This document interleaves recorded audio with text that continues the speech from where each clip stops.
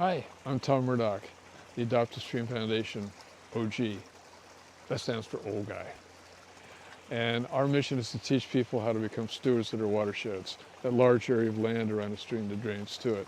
We carry that out in a number of ways by producing environmental education materials to distribute on a small scale across the country, conducting Streamkeeper Academy events here at the Northwest Stream Center, a place you should come and visit. And we provide our local communities with stream wetland restoration technical assistance. That restoration, fish and wildlife habitat restoration work, quite varied. It runs the gamut from restoring wetlands, like this beautiful wetland behind me in 1993 was covered with a gravel parking lot. We removed 400 dump truck loads of gravel parking lot material and restored 3 acres of wetlands from that 4-acre parking lot. Another story. Fast forward to 2023, and we've done an amazing number of projects. We've designed, installed 9 rain gardens, converted 1 lawnscape to a native plant landscape. We installed 10 log structures in the West Fork of Quill Cedar Creek, comprised of over 30 logs. We planted 9,800 trees next to 5 different stream systems, which are going to be benefiting the planet for hundreds and hundreds of years to come. Probably the biggest project that we accomplished this year, though, was the removal of a 1939 creosote log railroad trestle that was spanning Woods Creek in East Monroe. And it seems like it just took an instant to get this thing out, but in reality, it was sort of the culmination of over 10 years of effort. Jay Kidder, our associate engineer, who we really like because before he was an engineer, was a fisheries biologist, so he can talk to us fish heads. And Jay and I were out there at Monroe, and we were taking a look at that trestle, and we got to figure out a way to get rid of this darn thing. And so we started looking at different opportunities for funding, and we initially connected with the Washington State Recreation Conservation Organization, which administers the governor's salmon recovery funds, and we were able to get some funding to come up with some preliminary designs to remove the railroad trestle.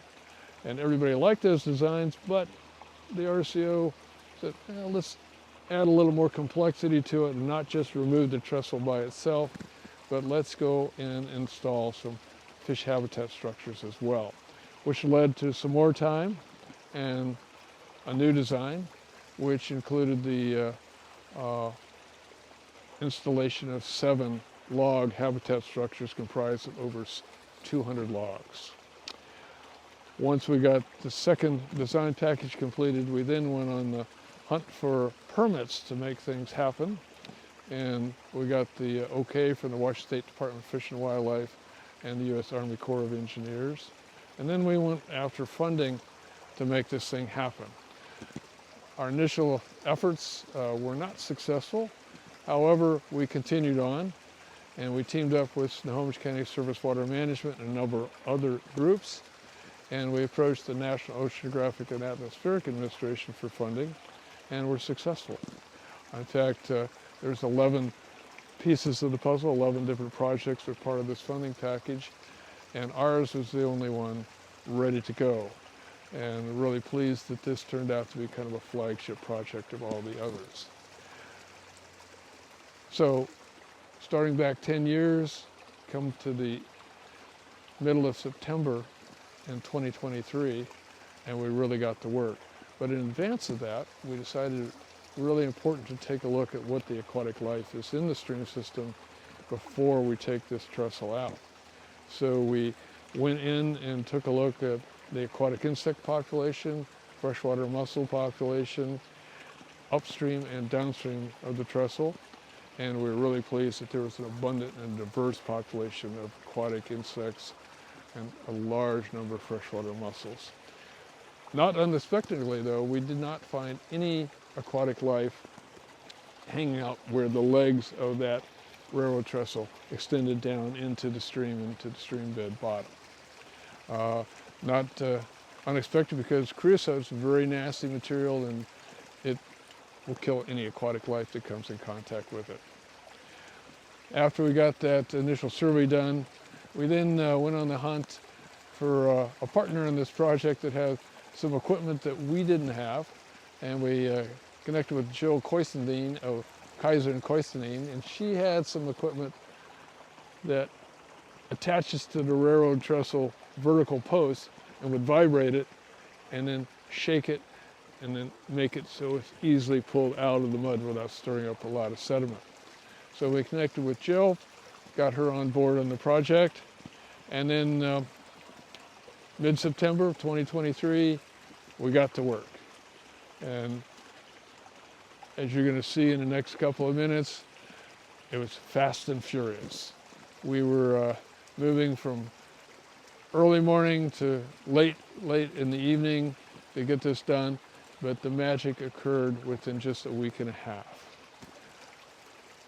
A couple weeks afterwards, we were able to go out to the stream system, and I had the pleasure of going underwater with a little camera, and was really thrilled to see that there was a large number of pink salmon moving upstream. The males have a big hump, so nicknamed is humpback salmon, and they were coming upstream and moving on up without any barriers to prevent them from moving past where this 1939 railroad trestle used to be. One of the cooler scenes that we saw afterwards was one of the salmon came up and seemed to be snuggling up next to Molly Brown's hip waders in the stream. We got the sense that that fish was thanking us for a job well done. And none of this would have happened if it wasn't for our partners, Snohomish County Surface Water and Snohomish County Public Utility District, that chipped in all the funds for the log fish habitat structures. Next up on this project is kind of step 2, and that's where we're going to be restoring all of the streamside vegetation where the railroad trestle used to be. So that'll be the thing, something you can look forward to very soon. Part 2 of the Snohomish County creosote log railroad trestle demolition and removal project. Hope you enjoyed this, and we'll see you next time.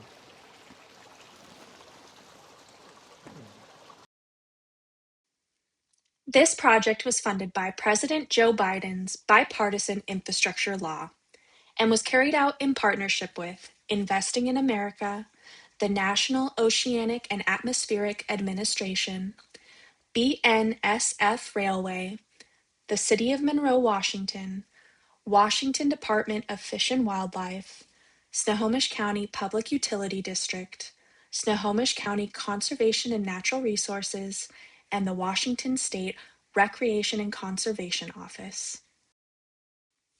This video was prepared by the Adopt a Stream Foundation with support from the Washington Department of Fish and Wildlife, using federal funds under award NA23 NMF 4630090 from NOAA Restoration Center, U.S. Department of Commerce. Funding was also provided by the Snohomish County PUD and the Washington State Recreation and Conservation Office. The statements, findings, conclusions, and recommendations are those of the authors and do not necessarily reflect the views of the Washington Department of Fish and Wildlife, the NOAA Restoration Center, or the U.S. Department of Commerce. Thank you for watching. Visit us at the Northwest Stream Center or go to www.streamkeeper.org to learn how you can become a steward of your watershed.